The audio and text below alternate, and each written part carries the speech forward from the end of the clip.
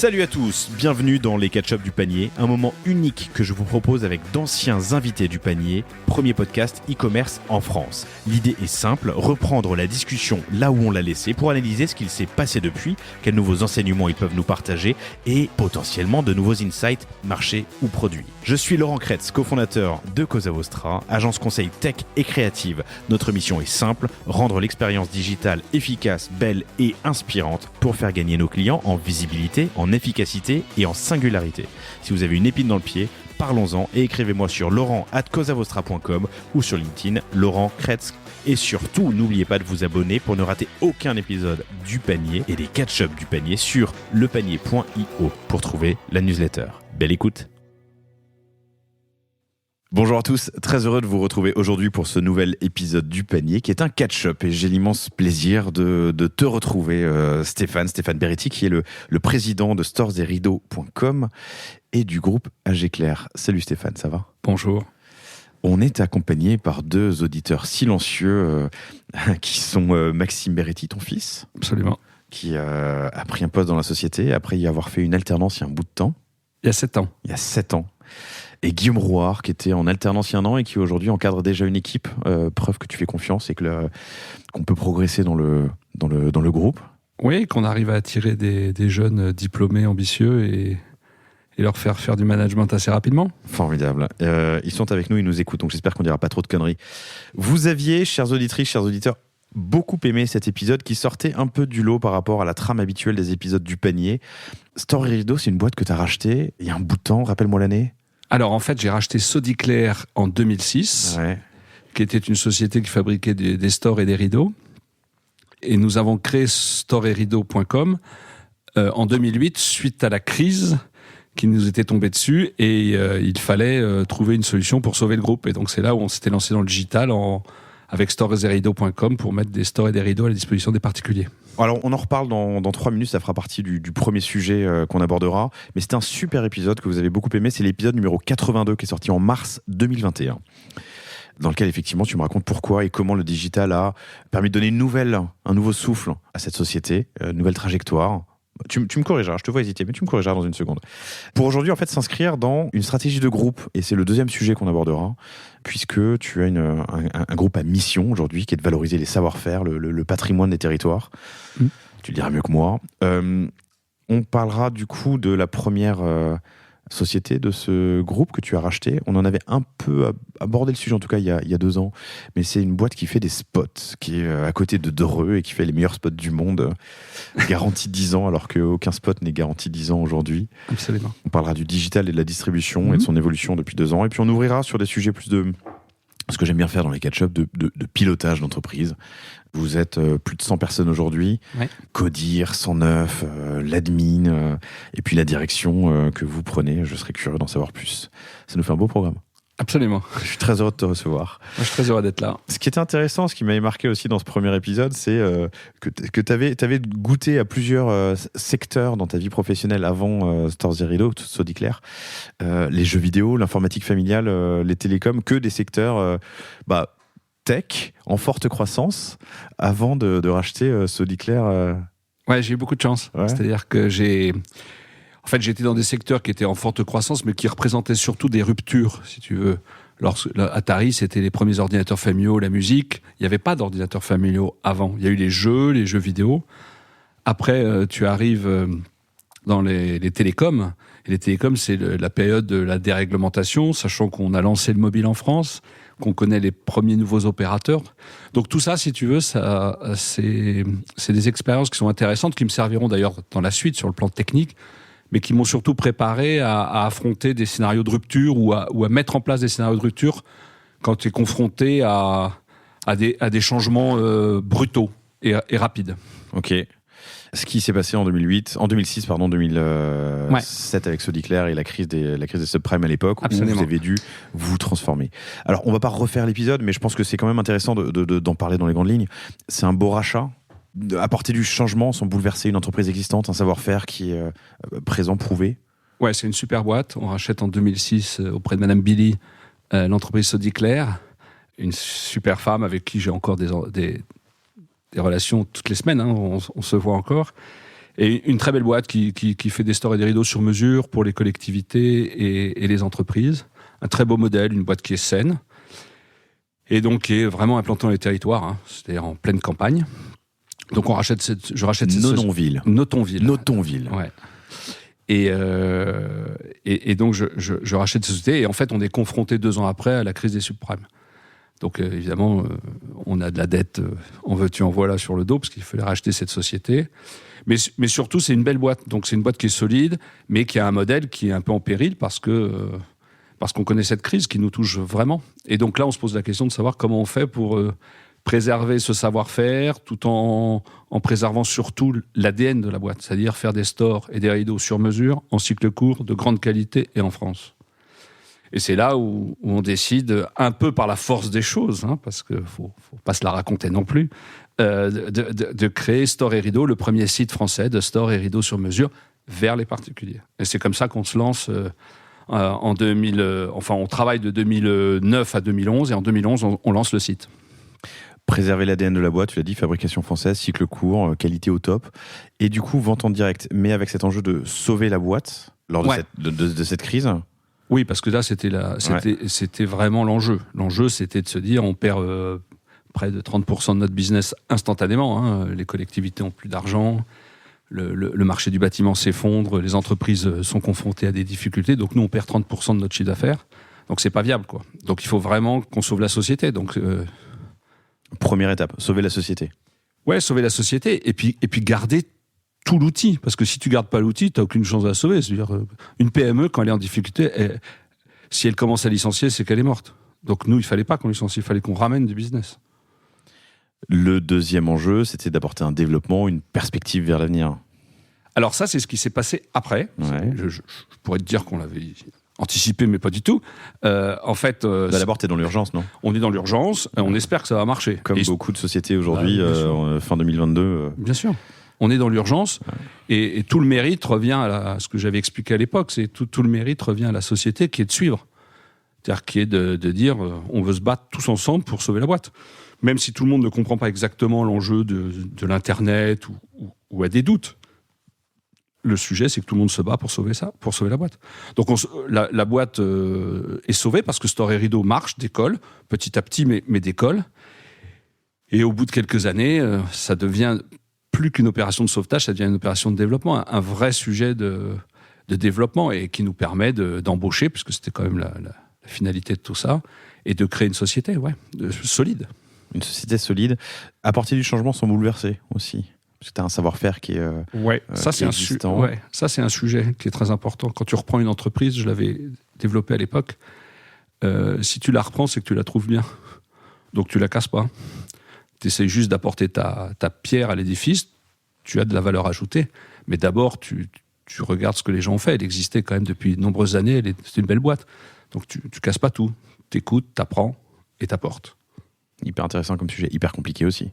Je prévois une série spéciale d'ailleurs sur le rachat de e-commerce. Nous, on s'est cassé les dents là-dessus. Un truc qu'on a racheté et qu'on a justement pas changé assez, je pense. On avait des pistes de développement, on voulait faire ça en douceur, et je pense qu'on l'a fait trop doucement, pas assez vite. Mais tu vois ce curseur entre... Tu as parfaitement raison. Il faut pas que tu arrives en voulant dire je vais tout révolutionner, machin, parce que ces gens-là, d'abord...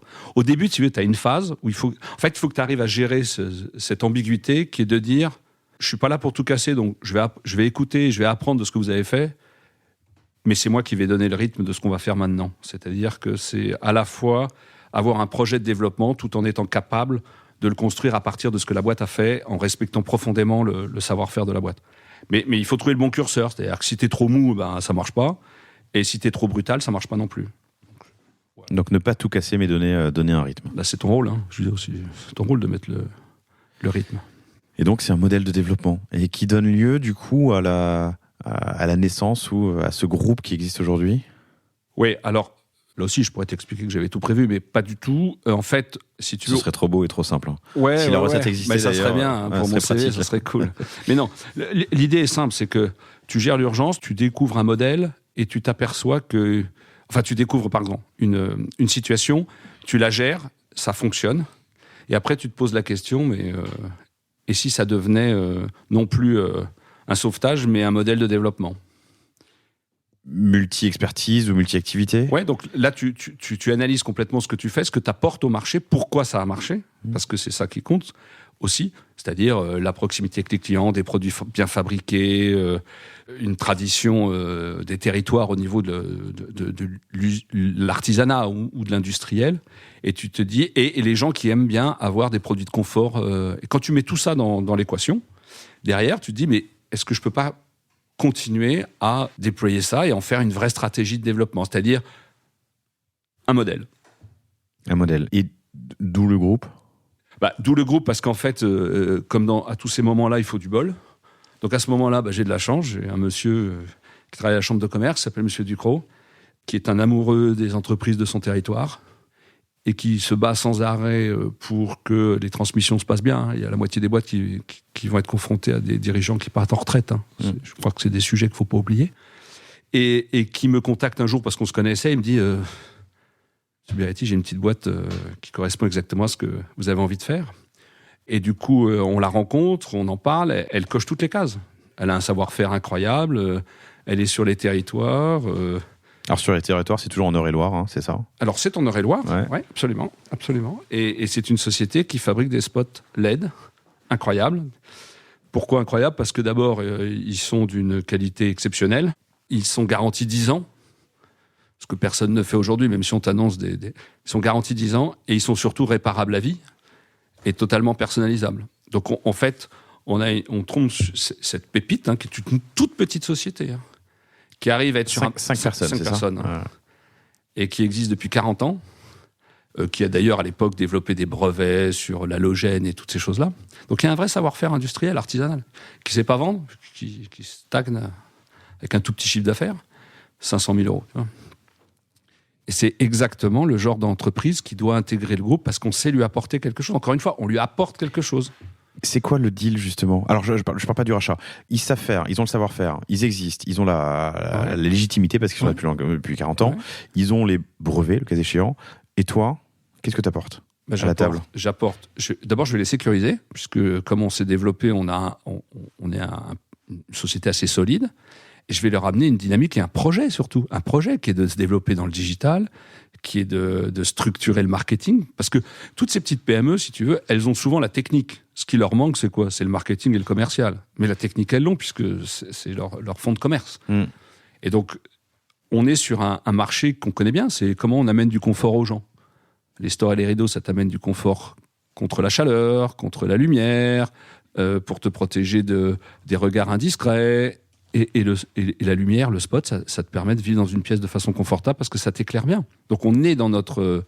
Elle coche toutes les cases, elle est dans notre marché, elle a les savoir-faire, et donc nous, ce qu'on veut, c'est la développer. Il faut faire connaître, à l'époque où sur le spot, tu n'importes quand même à 90% que des produits venus d'Asie, voire de très très loin.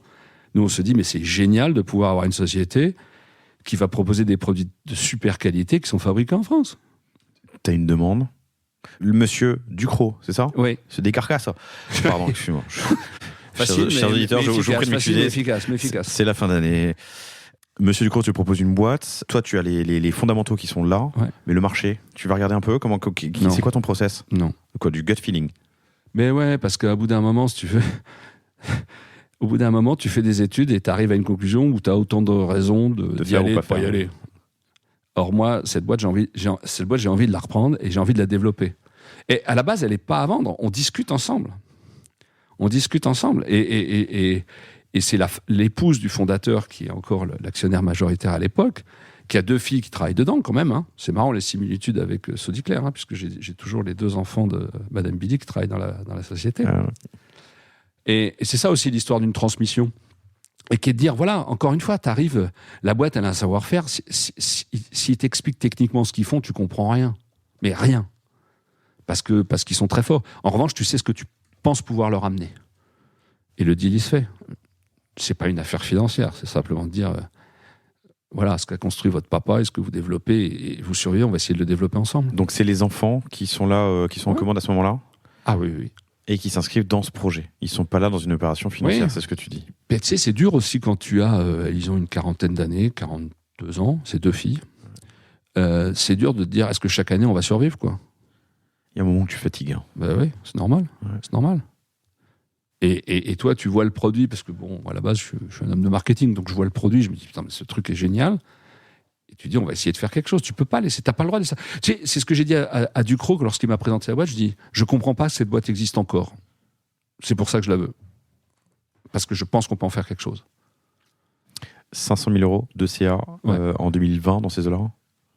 Ouais, on va faire 600 000 cette année. Ok.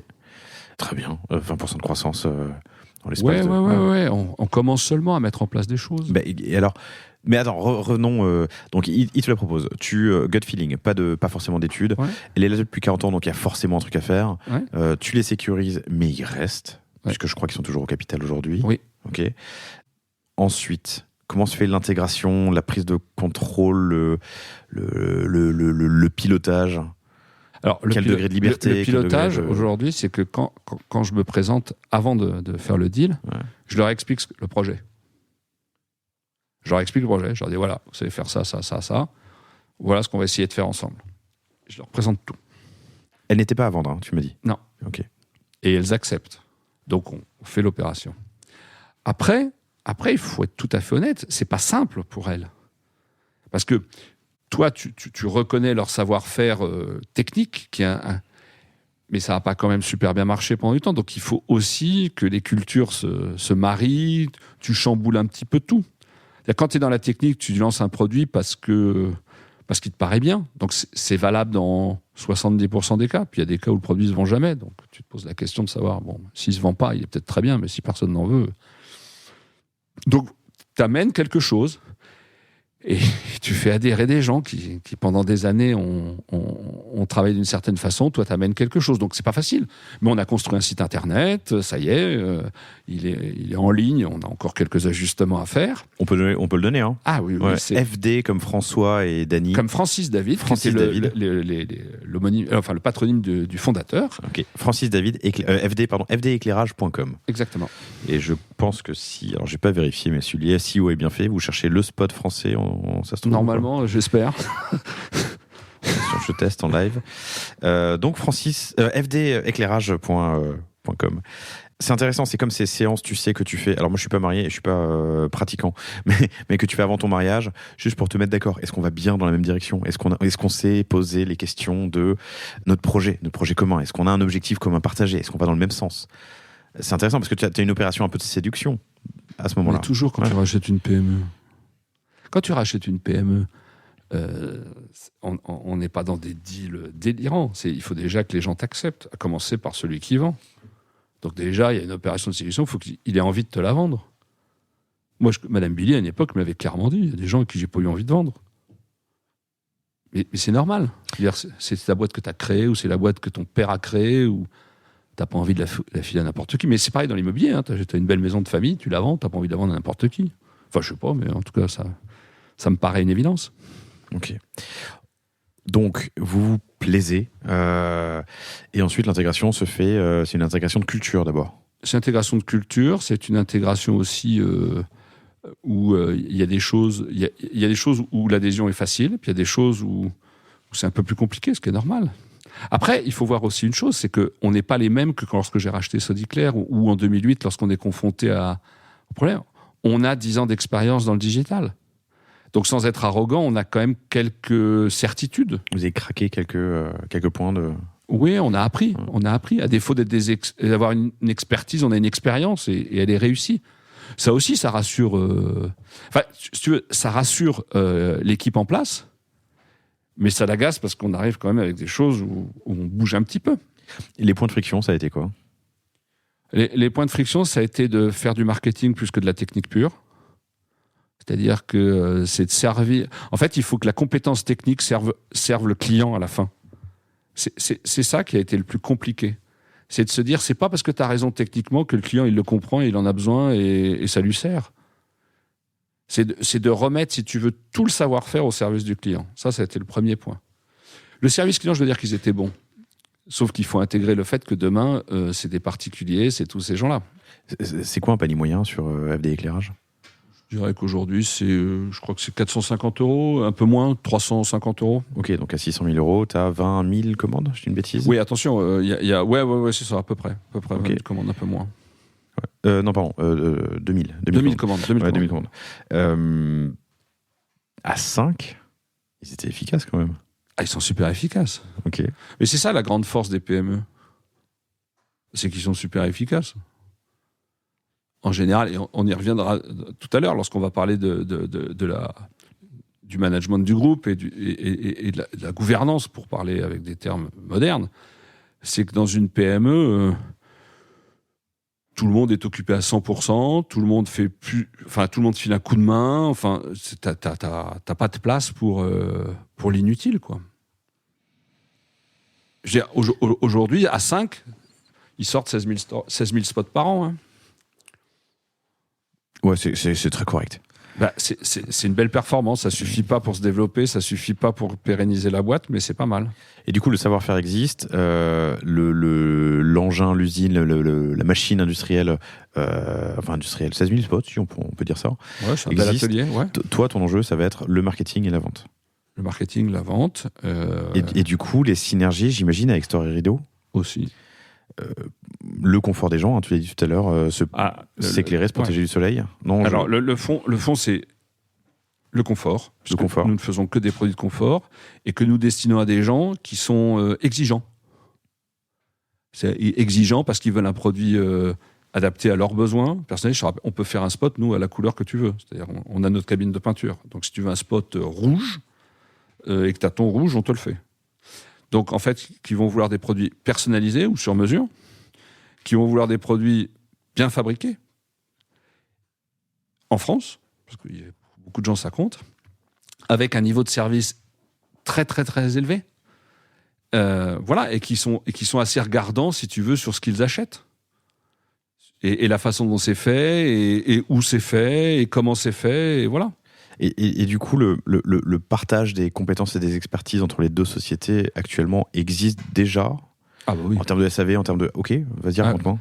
Deux sujets, c'est-à-dire que l'équipe digitale qui s'est occupée de Story Rideau, c'est l'équipe digitale qui s'occupe de sites de FD. Hein. Ok. Donc Guillaume qui est avec nous ce matin, il n'est pas là-bas, mais normalement le mardi matin, il est en réunion avec l'équipe FD sur le site. Ça, c'est la première chose. Donc tout ce qu'on a appris, si on veut leur apporter, il faut bien mettre les gens qui s'occupent du site avec eux. Donc il y a ça. Ça, c'est extrêmement important. Et la deuxième chose, c'est que la dirigeante de l'époque fait partie maintenant de notre codir du groupe. Codir du groupe. Oui, bien sûr. Par exemple, je vais te donner un exemple extrêmement concret. On est en crise énergétique. On a changé tous les spots des bureaux de Sodiclair. On met des spots de FD éclairage. Je vais baisser 37% la consommation de l'éclairage dans les bureaux du groupe dans l'année 2023. Parce que toute crise est bonne, quelque part. Hein. Tu peux te poser des questions. C'est des accélérateurs de changement. Alors, c'est sûr que tu souffres, hein, et il y en a qui souffrent beaucoup plus que nous. Mais ça te fait te poser quand même quelques questions. Et donc, tu vois, par exemple, la première des synergies, c'est ça. C'est Marilyn, elle est arrivée, qui est dirigeante de FD Éclairage.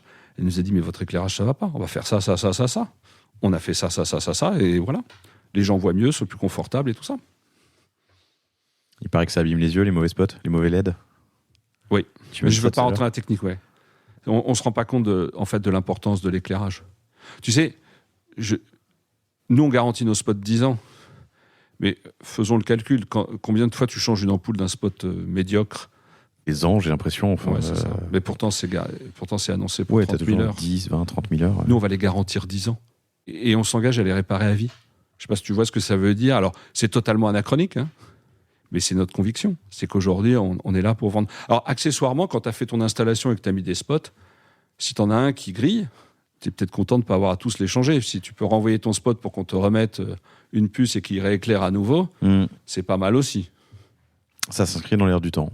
Je ne rentrerai pas dans les détails de la qualité de l'éclairage, mais c'est un vrai sujet. En tout cas, c'est notre conviction. C'est-à-dire qu'en France, on fait des beaux produits. On est capable de faire des beaux produits. Ce qu'il faut, c'est que... Et on peut les faire dans des PME sur nos territoires. Il faut juste qu'on apprenne à les amener chez les clients. À un certain coût. À un certain coût. Mais que tu répercutes du coup sur Enfin, qui explique la qualité. Alors après, tout est dans l'analyse du coût. C'est-à-dire que si tu compares le prix de ton spot que tu achètes au prix du spot que tu vas acheter made in China, facialement comme ça, c'est sûr. Mais si tu es une entreprise et que tu dois avoir les coûts de remplacement de ton ampoule, tu fais venir 3 fois quelqu'un, plus 3 fois le prix de l'ampoule, ou tu es un particulier, c'est la même chose. Si tu mets tous les coûts dans la balance, au bout d'un moment, pose-toi la question. Justement, en parlant de marketing et de communication autour du produit, le spot, c'est pas évident. Si tu t'adresses à des particuliers, il y a une part d'éducation à faire, non, d'évangélisation? Oui, bien sûr. Tu as raison. C'est exactement ça. C'est d'expliquer que la lumière... Alors, les gens comprennent que la lumière, c'est important. Et tu comprends assez vite que la lumière et le confort, c'est deux choses qui sont étroitement liées. Quand tu es dans une pièce et que tu es mal éclairé pour lire, c'est pas très pratique. Tu vois, tout ça, tu le comprends assez vite. Ce qu'il faut expliquer, c'est que derrière la lumière, il y a plein de produits et qu'il ne faut pas se tromper de produits. Mais c'est tout le travail, je veux dire, c'est tout notre boulot de marketing. C'est-à-dire que si tu n'es pas capable de l'expliquer, tu n'existes pas. Donc c'est tout notre travail. C'est tout le travail du marketing, d'arriver à convaincre, parce qu'il faut convaincre. Hein. C'est pas parce que tu as un bon produit que... Voilà. Et tu connais si le marketing marche, ce que je te souhaite, vous allez continuer à faire de la croissance. La capacité de prod de l'outil aujourd'hui, tu m'as dit 16 000 par an, est-ce qu'il y a de la marge pour la croissance? On embauchera. L'outil il permet de faire des choses, et puis si on embauchera. C'est le projet. Okay. Je te rappelle, la mission du groupe. Alors tu me le rappelles pas parce que tu me l'as pas encore dit au micro, mais je veux bien que tu me le dises.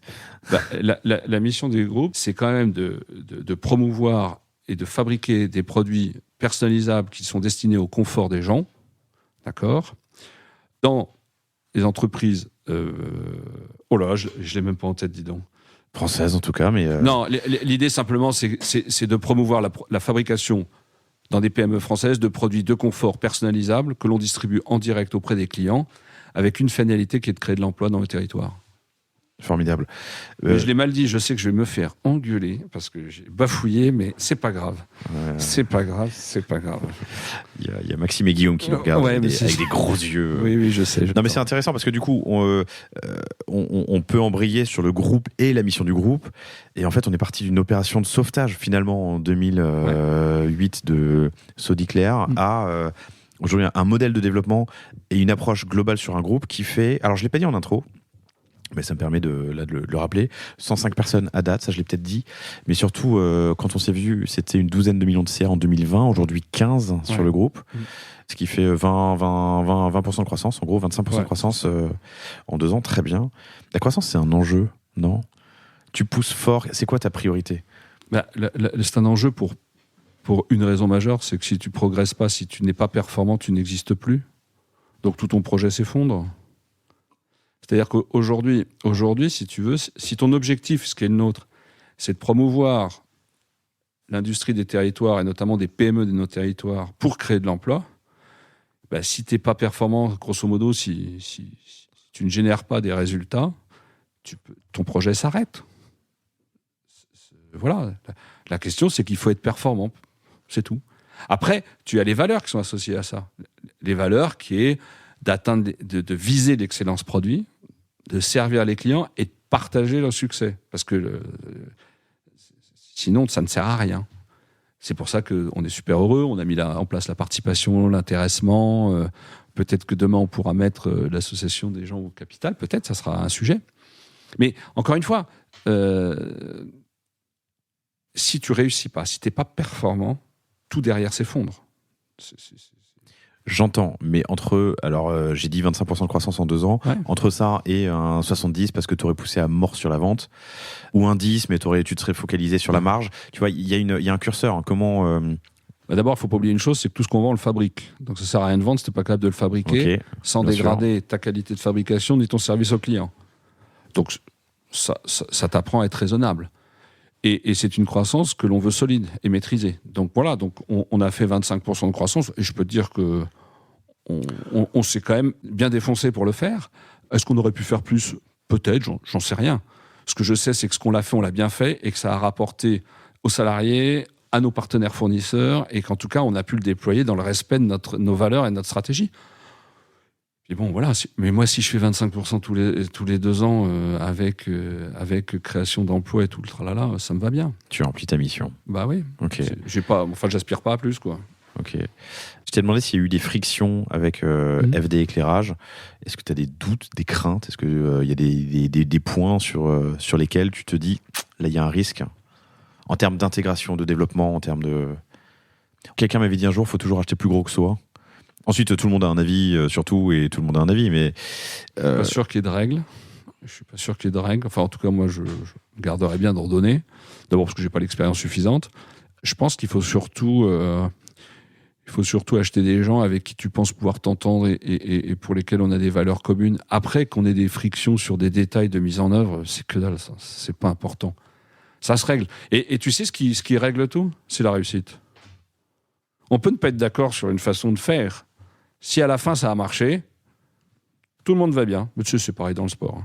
Et donc, le sujet, c'est celui-là. C'est de respecter l'autre, d'écouter l'autre, mais à un moment et puis on est quand même là. Moi, je suis là pour décider. Hein. À un moment, on décide. Ce qui règle tout, c'est la réussite. Bah, bien sûr. C'est plus facile de se prendre la tête quand ça va mal que quand ça va bien. Bah, bien sûr. Et voilà, et de savoir et de valoriser les premiers succès qu'on a eus.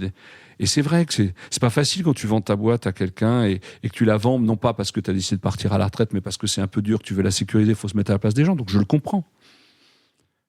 Il faut pas être arrogant, mais il faut être ferme.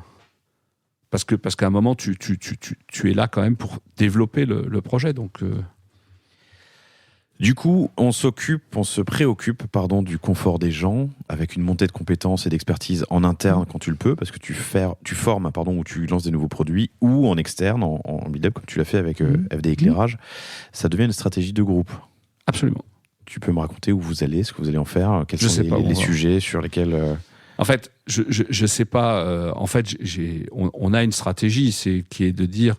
Soyons à l'écoute de toutes les entreprises, les PME, les PMI qui travaillent sur ce segment-là, qui est le segment du produit fabriqué en France, sur mesure, qui coche toutes les cases, c'est-à-dire un produit sur mesure, de qualité, qui vise à améliorer le confort. Donc ça, on regarde ça, mais on n'est pas arc-bouté là-dessus en permanence.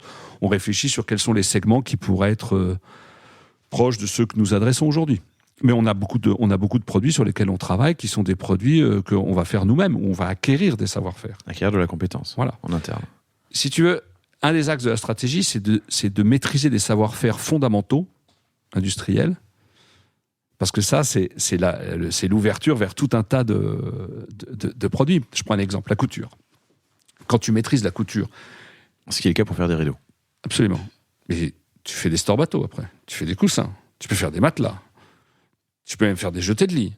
Tu peux faire plein de choses avec ça. Ça veut dire qu'à partir du moment où tu as une dynamique, où tu as une clientèle, où tu la traites bien, où tu as des savoir-faire de commercialisation, quand tu as le savoir-faire industriel, tu as plein de choses que tu peux faire. Il faut simplement que le produit que tu as prévu de faire rentre dans les règles que tu t'es fixées.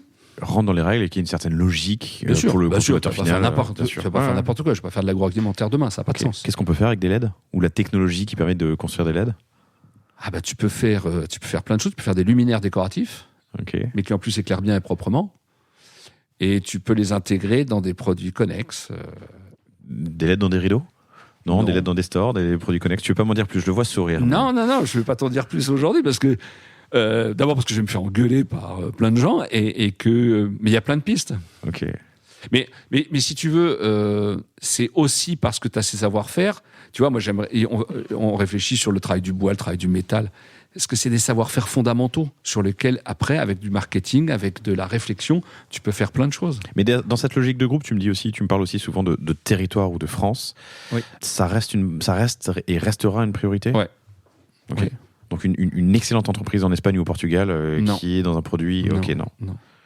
Et tu sais, on a été souvent tenté d'intégrer à notre base, à notre catalogue, des produits. Non. À un moment, il faut aussi que tu sois clair. C'est-à-dire qu'il faut être... T'as un ADN, c'est ce qui fait ta force, il faut le respecter. Si tu le respectes pas, tu te perds. Et donc nous, non, ça sera du fabriqué en France. Après, ça, c'est une conviction, c'est un choix, qui est de dire aujourd'hui, on a sur nos territoires plein de savoir-faire. Encore une fois, je te recite un chiffre que je te donnais tout à l'heure. C'est le nombre d'entreprises qui vont être confrontées à une transmission parce que le dirigeant va partir en retraite. Et ce chiffre était de... Moi, on m'a dit c'est 50% des entreprises du territoire d'Eure-et-Loir. C'est ce que me disait M. Ducrot. Le fameux. Ouais, mais ça fait peur. Non, mais c'est important. 50%. C'est-à-dire que tu me demandes quelle est la stratégie. Je te donne les grandes lignes de la stratégie. J'avais pas prévu il y a 3 ans ou 2 ans qu'on s'est vu d'acheter une boîte de spot. Enfin, si, en l'occurrence, si, mais 2 ans avant, je le savais pas. Donc, il faut aussi être ouvert sur les opportunités. Il faut avoir une guideline, il faut avoir un ADN, mais il faut aussi être ouvert aux opportunités qui vont se présenter. Voilà. Il faut pas faire n'importe quoi. Donc, c'est vrai que aujourd'hui, je ne sais pas exactement comment sera le groupe demain, mais je sais l'orientation que je veux lui donner. Et je sais la dynamique qu'on veut créer, je sais les valeurs qui sont les nôtres. Ça ne changera pas. Je fais une parenthèse, mais tu sais qu'on a lancé on a un startup studio chez Causa Vostra. On lance des boîtes. Orso Media, par exemple, qui est un label de podcast indépendant et qui représente entre autres le panier, mais une trentaine d'autres podcasts en fait partie. Et on a lancé récemment Alvo Market. C'est alvo.market, chers auditrices, chers auditeurs, qui est une place de marché pour faciliter la transmission d'entreprise. Donc ça ne remplacera jamais un Monsieur Ducrot, mais ça permettra peut-être dans certains cas, tu vois, d'aller trouver des business à racheter. Le bon coin du business, en gros. Bah, c'est une super idée. Il y en a d'autres qui existent, Fusac, vieil acteur. Ouais. Mais là, on essaye de dynamiser, d'aller plus vite dans cette approche. C'est un vrai sujet, ça, parce qu'il y a des dizaines de milliers d'emplois derrière. Exactement. Il y a 50% des boîtes d'Eure-et-Loire qui vont... Ouais. Et tu as d'autres choses. Tu as des savoir-faire qui vont se barrer, sinon. Et puis, tu as aussi... nous, on a créé, je te dis, dans l'usine, on a créé 50 emplois. Tu as des jeunes, et des moins jeunes d'ailleurs, qui ont envie de rester sur leur territoire. Donc, à un moment, il faut bien qu'on fasse quelque chose. Tu vois, un des axes de développement dont on n'a pas parlé à l'époque, parce que ça n'existait pas, c'est aujourd'hui, nous attirons des profils dans notre campagne de jeunes qui font des études supérieures dans le marketing, dans le digital. Guillaume, on parlait de Guillaume tout à l'heure, c'est exactement ça. Ça veut dire qu'il y a une appétence de ces jeunes pour des PME. Non, mais c'est super ce que tu dis. Il y a vraiment une dynamique sociétale qui est, on en a marre de bosser dans les grandes villes, on aimerait bien les bosser en province, sauf que quand tu es sur un métier un peu pointu, en vrai, tu as beaucoup plus d'opportunités dans une grande ville qu'en province. Donc c'est... Faudra m'expliquer ce que c'est qu'un métier pointu. Ouais, pardon, excuse-moi. C'est vrai que non, mais c'est présomptueux. Quand tu intègres un chef de produit dans une PME comme la nôtre et que tu lui dis demain tu lances un produit, mais tu vas pas lancer le produit que le siège t'a demandé de lancer ou que la maison mère, c'est tu vas dans l'usine et tu le conçois avec les gens de l'usine et tu nous crées l'offre de A à Z. Moi, je trouve que c'est assez pointu en termes de marketing. Non, je sais pas ce que t'en penses, moi, je trouve que c'est assez pointu. Tu as tout à fait raison. Et donc voilà. J'avais mon prisme digital tech, mais tu as raison aussi. Mais voilà. C'est que si tu arrives à marier ce que nous, on a fait, et je pense que c'est une des clés de notre succès, on l'a même peut-être pas fait exprès, c'est de marier le traditionnel et le digital. Et ça, c'est peut-être le succès. Donc moi, je cherche des produits traditionnels, des produits de qualité, et de les développer dans le direct. Tu cherches. Comment tu cherches ? Est-ce que tu es en veille permanente, en veille passive ? Tu écoutes ? En veille permanente, parce que tu parles avec Monsieur Ducrot de temps en temps ? Ouais, Monsieur Ducrot, ouais. Et qui, lui, est un monsieur qui travaille avec les autres responsables des autres chambres de commerce des autres régions. Mais donc, c'est ça ta piste, c'est les chambres de commerce, principalement ? C'est aujourd'hui celle elle marche. Pour l'instant, je m'en sers. Okay. Et en plus, tu sais, là aussi, ça dépend des hommes. Ça dépend des hommes qui sont à la tête du département transmission des entreprises dans chaque chambre de commerce. Là, on a la chance d'avoir quelqu'un qui... Il est un peu comme nous, que c'est un évangéliste de la transmission d'entreprise. Bon, moi, je dis très bien. Je dis que c'est très bien. Et lui, il y croit. Après, c'est un professionnel, parce qu'il a fait ça à titre... Donc, tu vois, c'est pas quelqu'un que tu as mis là parce qu'il faut qu'il y en ait un, quoi. C'est quelqu'un qui a mis là avec une vraie compétence et un vrai besoin. Alors, pourquoi est-ce que FD, il te l'a proposé à toi ? Entre autres, j'imagine, mais pourquoi à toi ? Parce que je pense qu'il a pensé, lui aussi, qu'on s'entendrait bien. C'est ça, son rôle aussi. Son marieur. Ouais.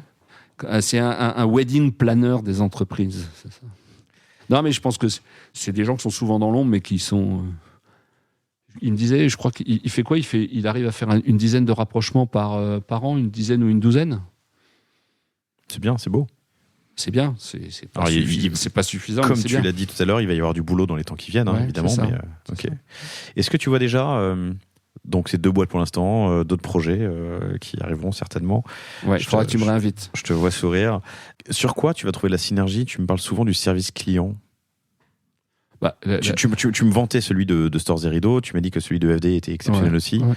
C'est ça l'un des éléments. Nous, on est positionné autour de produits de confort, qui améliorent le confort des gens, aussi bien au travail qu'à la maison, puisqu'on a une force de vente directe qui vend dans les grandes entreprises aussi. Quand tu vends le confort, il faut aussi que le premier des conforts, c'est le lien que tu crées avec tes clients. C'est la capacité que tu as à bien t'occuper d'eux. Donc ça, je pense que c'est majeur. C'est majeur aujourd'hui d'avoir quelqu'un qui est capable de répondre, de conseiller. Donc oui, la synergie, elle est là.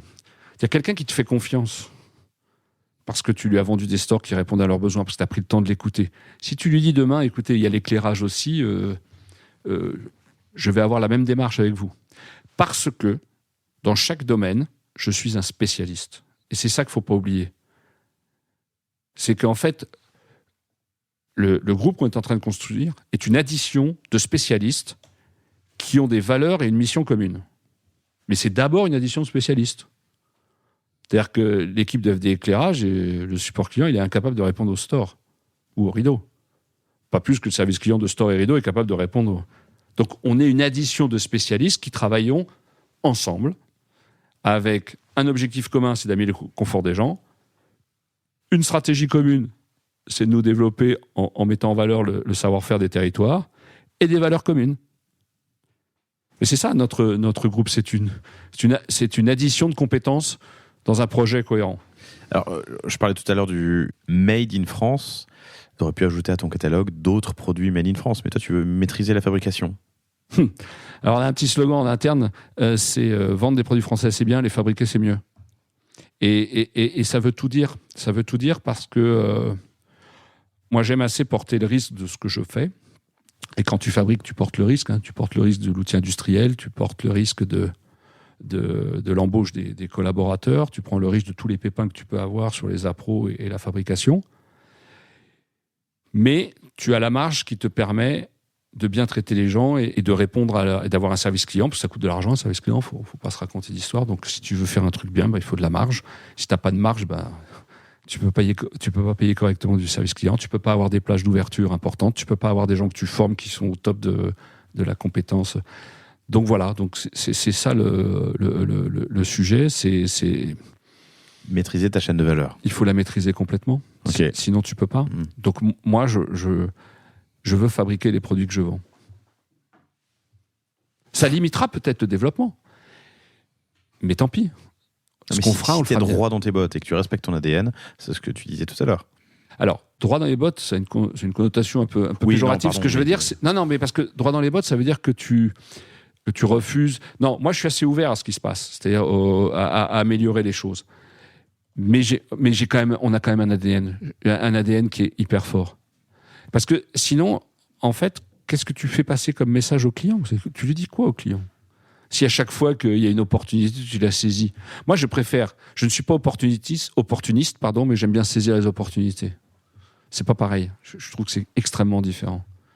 Tu n'es pas opportuniste, mais tu aimes bien saisir. Tu n'es pas aveugle, en fait. Et quand il y a une opportunité à saisir, tu la prends. Bah ouais, parce que je pense que Mais tu n'es pas à la recherche... Non. Ouais. Et il faut qu'on soit agile. Une PME, on doit être agile. Si tu n'es pas agile, si tu n'es pas capable de t'adapter, tout en respectant tes fondamentaux, tu disparaîs. Et puis ça sert à rien de s'agacer contre ça. Le système est comme ça, donc il faut que tu arrives à t'adapter à ça. J'aimerais qu'on parle un peu de distribution et de digital. On est quand même sur lepanier.io, le podcast du e-com. Je voudrais comprendre ton mix distribution. À l'époque, tu étais en vente en direct. Ouais. Est-ce que c'est toujours le cas ? Alors déjà, oui, la vente directe, c'est mon truc, parce que c'est ce qui te permet en tant que fabricant d'avoir un lien direct avec le client. D'accord ? Nous sommes des industriels commerçants. Voilà. Direct étant que le client qui t'achète va installer. Oui. Soit c'est un particulier qui installe, soit c'est un professionnel qui va installer chez un particulier. Oui, en tout cas, c'est le client final qui va utiliser le produit que je fabrique. Ouais, okay. Je peux même avoir mes poseurs dans certains cas qui vont les installer. C'est le cas de Sodiclair avec la force de vente directe qui va... 100% de vente directe, enfin 95% de vente directe. Et là-dedans, le digital qui maintenant pèse une part non négligeable, parce qu'il pèse plus de la moitié de cette activité, même presque 60%. 60% en digital, en direct, sur le groupe, donc Stores et Rideaux et FD Éclairage. Ok, c'est énorme.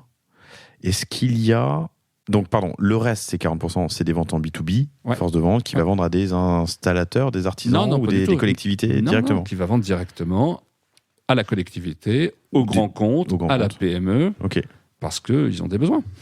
Ok. En pratique, l'artisan qui veut mener un chantier, c'est ton ambassadeur, c'est ton prescripteur. Tu cherches à le toucher ou tu es vraiment le... Moi, mon commercial, il va vendre une prestation. Le commercial en vente directe, il vend une prestation totalement intégrée. Donc, il va voir le client et dit, c'est moi qui vends, c'est mon usine qui fabrique, c'est mes poseurs qui installent. Si t'es pas content, c'est à moi que tu t'adresses. Ça, c'est les 40%. Ça, c'est les 40%. Ouais. Donc, comme ça, la chose est claire. On est un prestataire. Alors, évidemment, c'est des réseaux qui coûtent cher, c'est des réseaux... D'accord. Mais surtout, tu te coupes d'une part qui est quand même assez importante, j'imagine, d'autres installateurs. Je parle même pas de distributeurs qui font la vente, je parle de gens qui peuvent commander tes produits pour les installer chez leurs clients. Oui, d'accord, oui. C'est pas mon modèle. Ok. Sauf que le client, moi j'ai des clients depuis 30 ans. Voilà. Oui. Non mais ok. Et si demain il y a un marché et qu'il faut que j'embauche des poseurs, j'embaucherai des poseurs. Mais un poseur Sodiclair, je vais te donner un exemple. Un poseur Sodiclair, il y en a, ils vont depuis 15 ans dans les mêmes écoles, pendant que les gosses dorment, dans une crèche. Et ben, le fait que ça soit le même poseur depuis 15 ans et qu'ils l'appellent par leur prénom, ça a un vrai sens dans l'offre qu'on déploie. Ouais, proche de ton client final et légitimité, puis confiance. La sécurité, la confiance. Je veux dire, connaissance du produit. Et bien sûr. Ouais. Ok. C'est vachement important. 60% donc de ventes en digital, en direct, ça c'est via vos sites web uniquement ? Ah oui.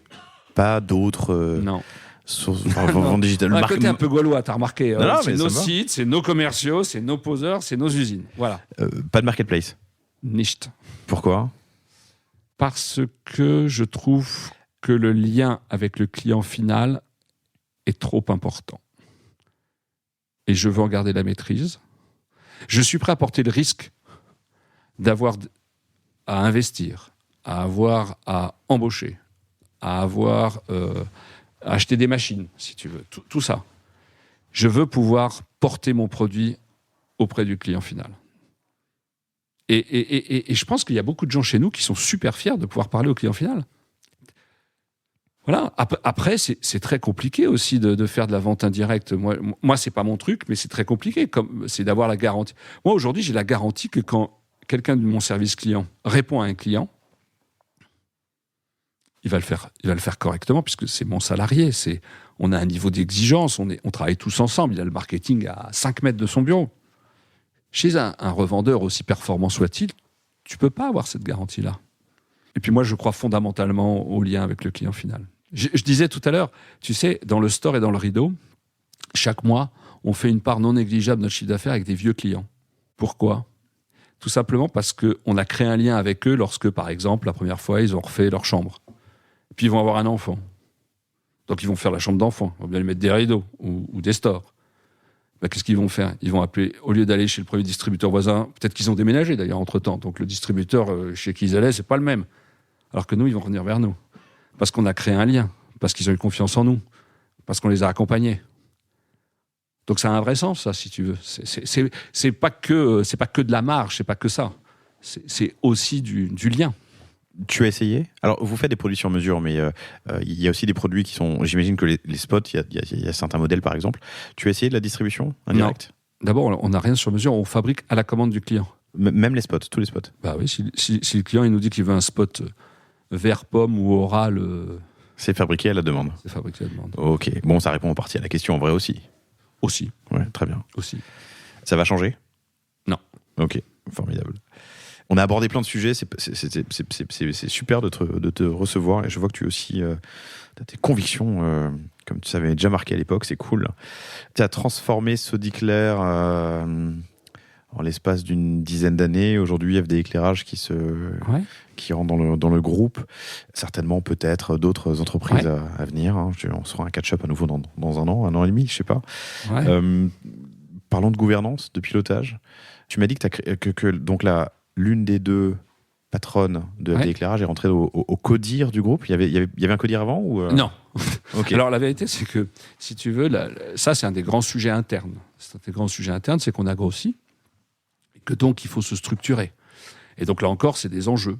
C'est comment tu fais pour garder cette agilité, cette capacité à traiter les problèmes rapidement, mais en se structurant, parce qu'il en faut un peu. Donc, en début d'année de 2022, on a créé un CODIR, qui est une enveloppe, si tu veux, on réunit, mais qui a permis aux gens de percevoir une nouvelle façon de travailler et de communiquer. Donc c'est un point où nous-mêmes, évidemment que Marilyn a rejoint, en tant que dirigeante de FDL, a rejoint le CODIR. Donc ça, c'est un des gros enjeux. Tu vois, par exemple, on est en train de recruter une responsable des ressources humaines. On est 105 personnes, on n'en avait pas. C'est pas mal d'avoir grandi jusqu'à 105 personnes sans DRH. Oui. T'externaliser à ton cabinet comptable jusqu'à présent. Non, mais on externalise la paye, on externalise les aspects techniques, et c'est très bien fait, et je ne changerai pas ça, parce que franchement, c'est un métier d'hyper spécialiste, avec des choses qui changent sans arrêt. Donc ça, c'est pas le sujet. On travaille avec nos avocats, qui nous aident à pas faire de bêtises, mais je pense qu'il y a plus que ça. Il y a aujourd'hui quelqu'un qui arrive dans l'entreprise, il rentre dans une entreprise qui fait plus de 100 personnes, il est en droit d'attendre des services qu'offre une entreprise de 105 personnes. Donc il faut qu'on... En fait, c'est une autre clientèle, c'est la clientèle interne, il faut bien qu'on s'en occupe aussi. Je te posais la question quand on préparait cet entretien, c'était une question de curiosité, mais en fait je la pose au micro. C'est quoi le rapport entre Vous êtes 105, combien de personnes qui sont à l'admin, au RH, à la compta, aux finances sur 105 ? Allez, 6. 6 personnes, ce qui fait 5%. Allez. Voilà. C'est une vraie question, ça, je trouve, dans la croissance. Tu vois, c'est une question que je me pose, moi, chez Cosa Vostra, où on doit être, honnêtement, plus que ça. En termes de charge, d'efficacité, de productivité, ça pose pas mal de questions.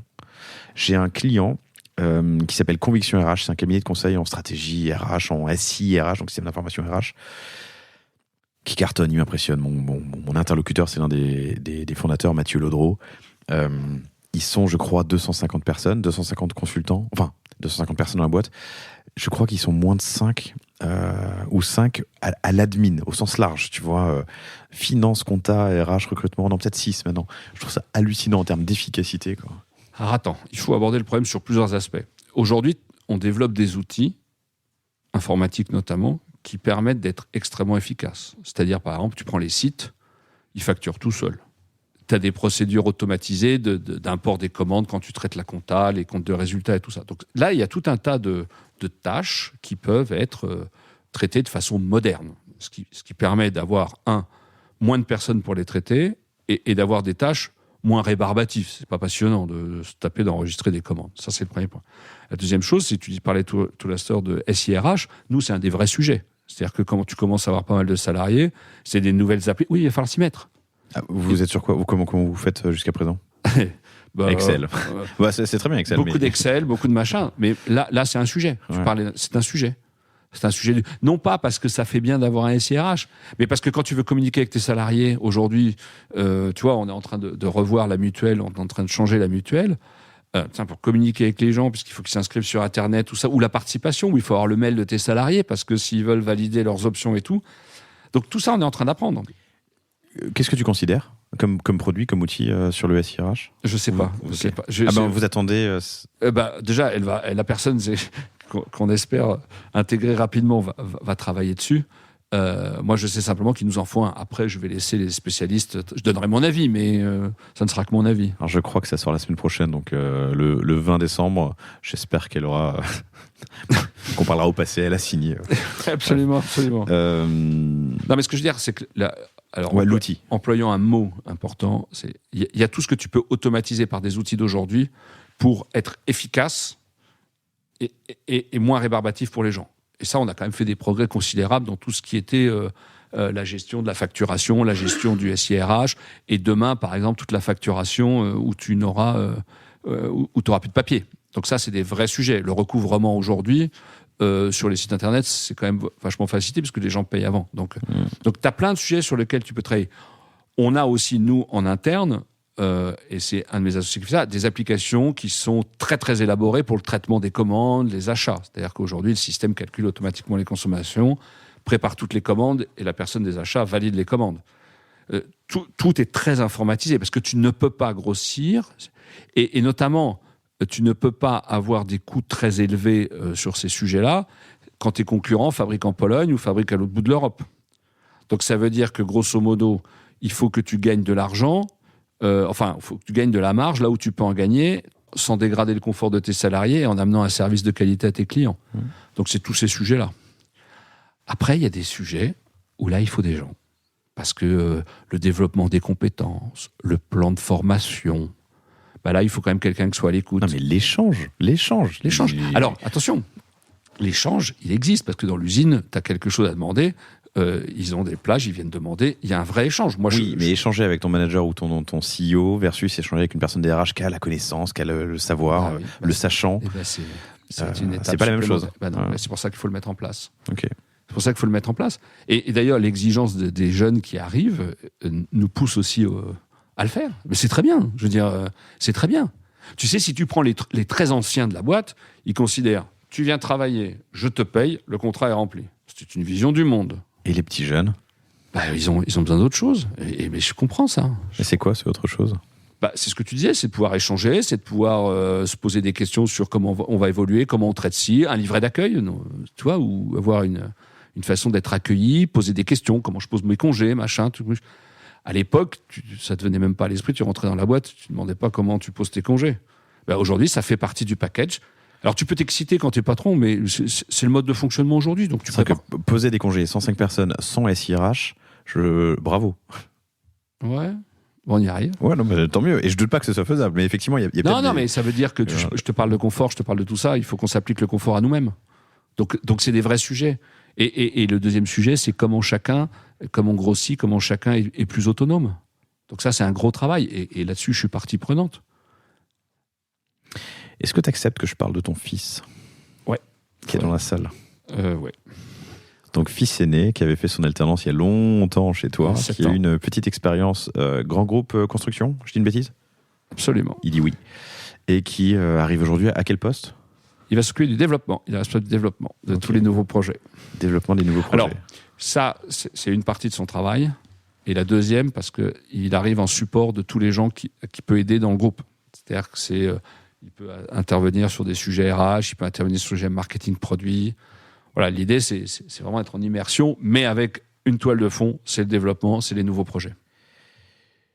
Quand le grand patron, ça reste une petite PME, le patron, je me permettrai pas, fait rentrer son fils dans la société, quel type de réaction tu génères ? C'est assez amusant. Alors, c'est un peu biaisé. Je peux te lancer sur ce sujet ? Oui. Ok. Oui, bien sûr, il n'y a pas de sujet tabou. Tu peux me lancer. D'abord, il a travaillé... il a fait ses preuves. Il a travaillé dans l'usine à une époque, il s'est monté les stores, il a travaillé avec les équipes là-dessus, donc là-dessus, il est clair. La seconde chose, c'est qu'il a fait 2 ans d'alternance. Donc pendant 2 ans, il a mis les mains dans le cambouis et on n'était pas à la taille qu'on a aujourd'hui, c'était il y a 7 ans. Et la troisième chose, c'est que, d'abord, c'est un plaisir pour moi aussi, faut être honnête, voilà. Et la dernière chose, c'est que ça a rassuré des gens. J'ai 58 ans. J'ai 58 ans, donc les gens se disent, peut-être qu'un jour il va vouloir arrêter, est-ce qu'il veut pas revendre le groupe, est-ce qu'il veut pas machin. Et le fait que un de mes fils travaille avec moi, ça rassure les gens en se disant, il va pas partir demain, il va continuer à travailler, il va continuer à s'investir, il va continuer à développer le groupe. Je suis pas certain que tout le monde soit super content, mais en tout cas, en termes de stabilité, parce que je pense que c'est extrêmement important dans une entreprise qu'il y ait une stabilité. C'est-à-dire que tu peux pas diriger et développer une entreprise si tous les 4 matins tout bouge. Il y a un moment, il faut qu'il y ait un peu de zénitude, comme on dit. Donc voilà, ça je pense que ça a contribué à rassurer.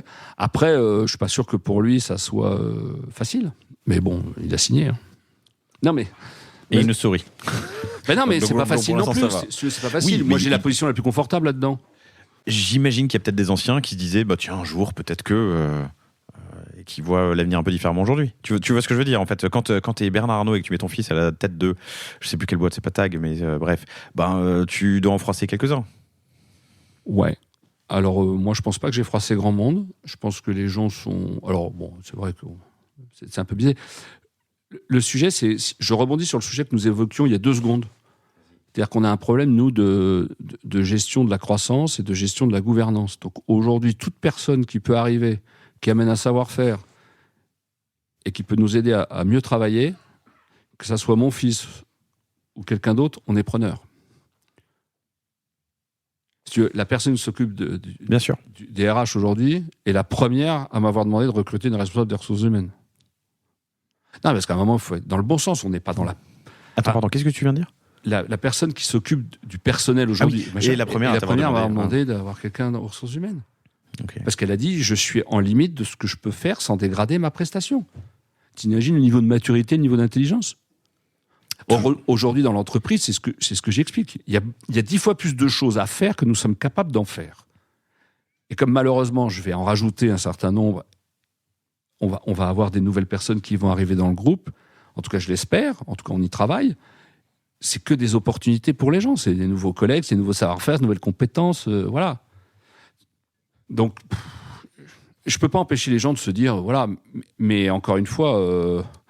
Dans un groupe en croissance et potentiellement en expansion, il y a de la place pour tout le monde. Il y a un codir aussi où on peut avoir son mot à dire sur la direction de la boîte. Ouais. Puis de manière générale, on ne partage que la réussite, je le répète. Non, mais c'est la réalité. Et je pense qu'on peut s'arrêter là-dessus. Non, une dernière question. Vous allez où ? Après le podcast, là ? Non. Où va Agéclair, pardon, je dis une bêtise. C'est ça. Hein. Agéclair ? Bah, je sais pas. Le confort.